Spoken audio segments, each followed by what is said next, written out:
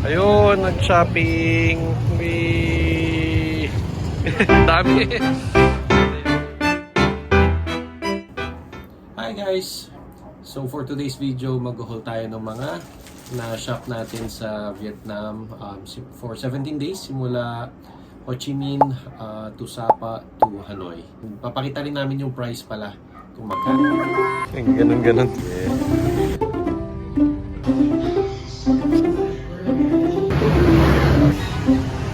Uy!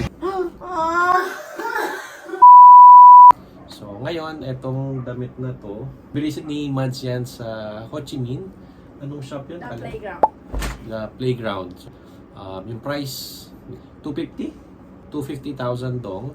Kasama na yung shorts. Buy one, get one siya. So 250,000 dong. Yung ano na yan. So, local brand. Local brand siya. Then, nasuot kagad ni Mads yan. Kaya medyo madumi. So ngayon, ito pa sa Ho Chi Minh din. Sa akin naman yan, damit ko. So H&M. So ayun, this is 299,000 dong. So ilang beses ko na rin nasuot yan. So and then, nabili rin ni Mads doon sa Zara. Wala na nga lang yung box. Tako space sa luggage. Kaya yun na namin, napakabango. And spray niya, spray daw niya. Sa Sapa, isa sa mga una naming nabili. Bonnet na ni Mads dahil hindi namin akalain na sobrang lamig doon. 90 dong. 90,000 dong pala, hindi pala 90 dong. This is 100,000 dong.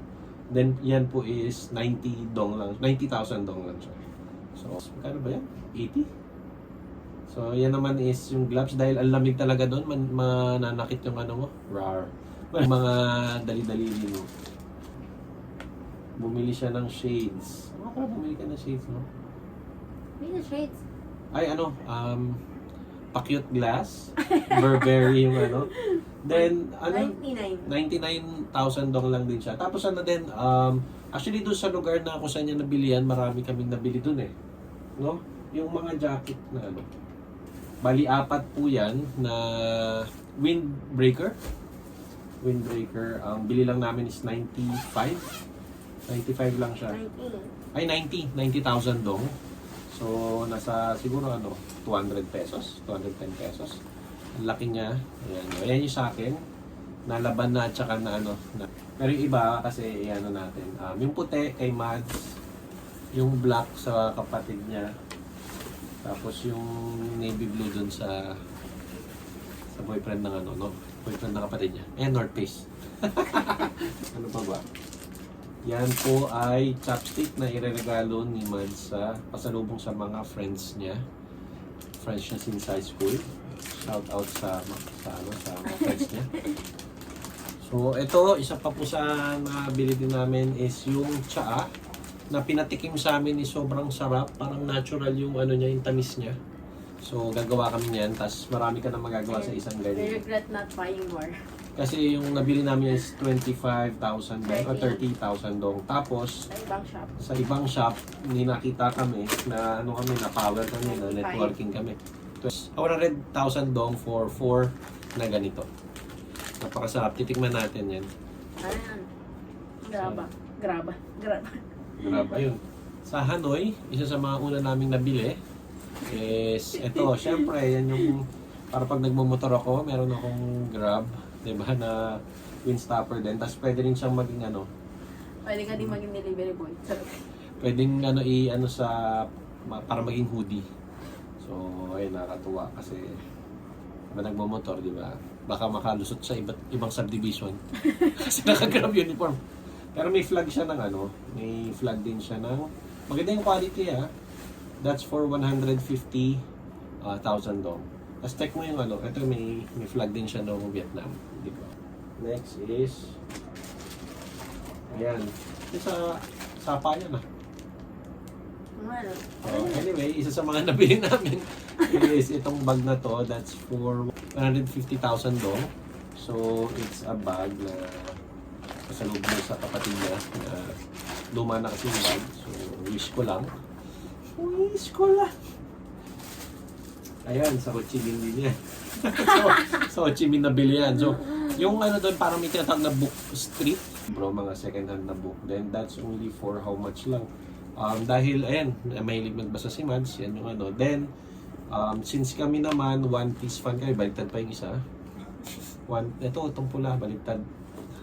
One Piece fan kami dahil yung father ko is an animator in toy. Isa sa mga nagano ng One Piece. Tapos, ito sa Ho Chi Minh ulit. Para sa mukha yata yan. Sa mukha ba yan? Body scrub. Body scrub pala. Sorry. Body scrub. Tsaka ito, acne care. Para sa mga tigyawat. Next is ito mga napkin nata yan. Napkin. Napkin. At saka basta. Puro mga napkin. Okay. Tapos ito yung mga ano. Dahil gusto ni Mads ng mga ganyan. Blind boxes. Mga parang labubo yung datingan. Pero hindi labubo eh. Parang labubo lang. Ito siya. Charing! Ito, Choco Pie. That's for 55,000 dong. Nasa 130 pesos lang. Ito, isa sa mga gusto namin gagawa. Dahil masarap yung pho, kung ano man tawag doon sa noodles nila. Gagawa rin kami dito sa Pilipinas. Sa try namin. Saka ito yung parang lumpia wrapper nila na clear. Which is rice paper. Ayan, nakalagay yung rice paper mismo. Then, ito yung mga pasalubong namin na coffee.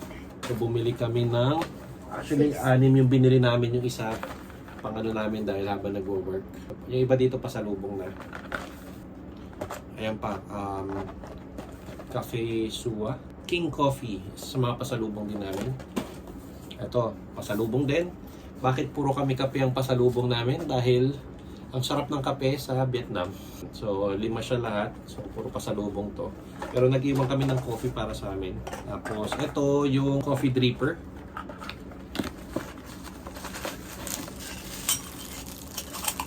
Ganyan siya. Ilalagay mo sa loob. Nakaganyan. Lalagay mo yung coffee dyan, coffee ground. Tapos, i-ano mo dyan. Tapos, ipupush mo gamit yan. Tapos, lalagay mo mainit na tubig. Tapos, magdidrip siya dun sa coffee mug mo for 5 minutes. So, eto yung traditional coffee nila. Masarap. Nasa 100,000 lang yan each. More coffee. More coffee. Yan, Robusta. Ang bango na itong bango eh. Pinapaamoy sa amin. Bango talaga, no? Kasi ito, tea. Para ni Mads. Tsaka mahilig siya sa matcha. Kaya matcha cookies. Dahil maano yung lalamunan namin noon.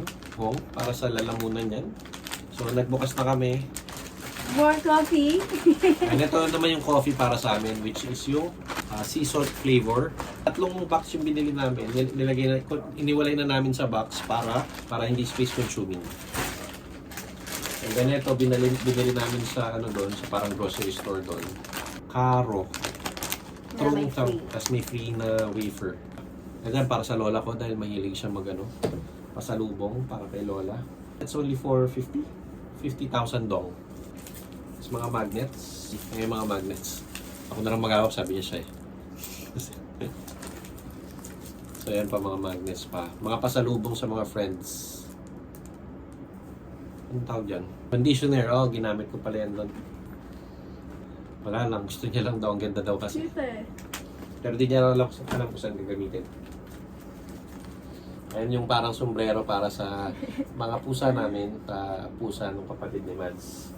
Totoin mo na. Kasi ito pa yung mga binili sa night market. Cute socks. Mga socks na nabili din sa night market. 60,000 dong lang siya. For 5 na, tapos ikaw na mamimili. Pero yung iba doon nakabundle na talaga, parang long coat. Medyo mura-mura. Hindi naman Japan. 150 pa? 200. 200 yan? 200,000 dong. So nasa 450 siguro gano'n, 460. Mapatak na.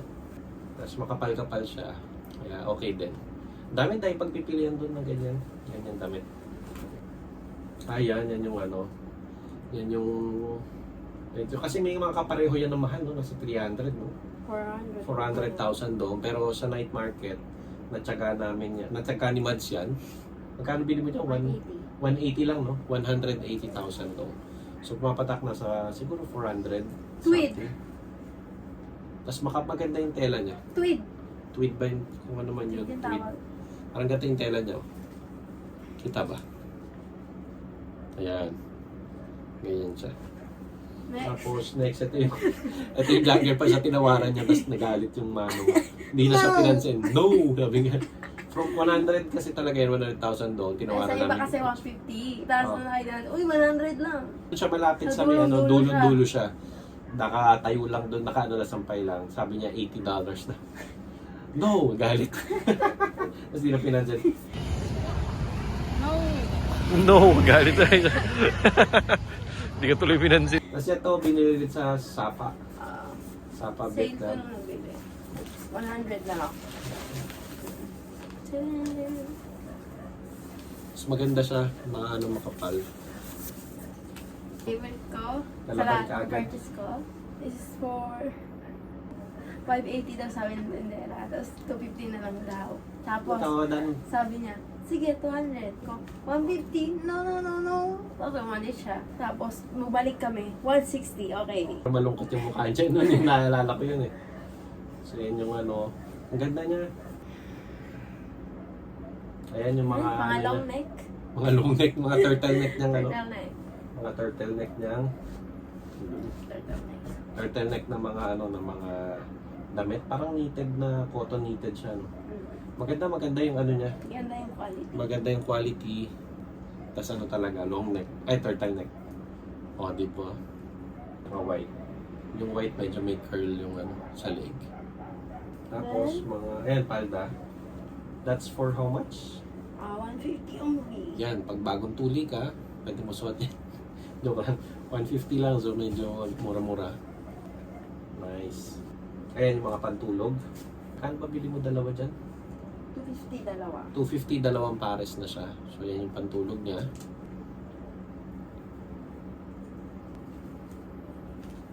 Dirty white naman. Maganda yung tela niya. Kung titingnan niyo. Para tayo nag-live sharing. Tapos sa mga ano. Meron pa dito. Ano pa ba? Oo. Cinturon. Sintoron. Ito yung, magkano lang bili natin dito? Ano ba di? 120,000 dong. So nasa around 250 siguro. Parang gano'n, 260. Tapos ito pa yung last na ano niya. Ano po?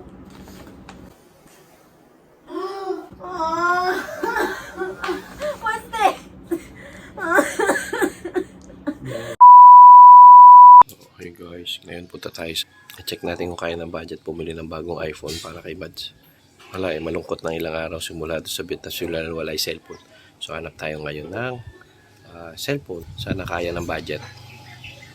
Surprise na lang natin mamaya. Ayaw tumayo. Ito ba? Oh, pag buksan yan. Bago Kaya kailangan bibidyoan muna bago buksan. Bukas na eh. Hindi pa bukas yan. Ano? I love you. I love you more. Hindi yung bubuksan nga. Bibidyoan natin. Baka fake to. Hindi picture. Oo, hindi na ako lang ako. Hindi, anak, huwag mo bubuksan, kailangan bidyoan yan. Promise. Saan to galing? Basta. So, ito po yung isa sa nabili namin. Dahil nawalan po siya ng phone, bilan natin siya ng phone. Thank you, Nono. I love you so much. Ano lang po siya, iPhone 12. Joke lang. iPhone 16! So ngayon siguro, ang pinakang gagawin namin ngayon is pakita na lang namin yung mga prices or mga price. Ayaw ko, Ay, bala hindi na. na-flash na lang sa screen. Ay, pa-flash na lang sa screen. So ngayon, magbababay na po kami sa susunod na video ulit. Buboy! Don't forget to subscribe. Tsaka like.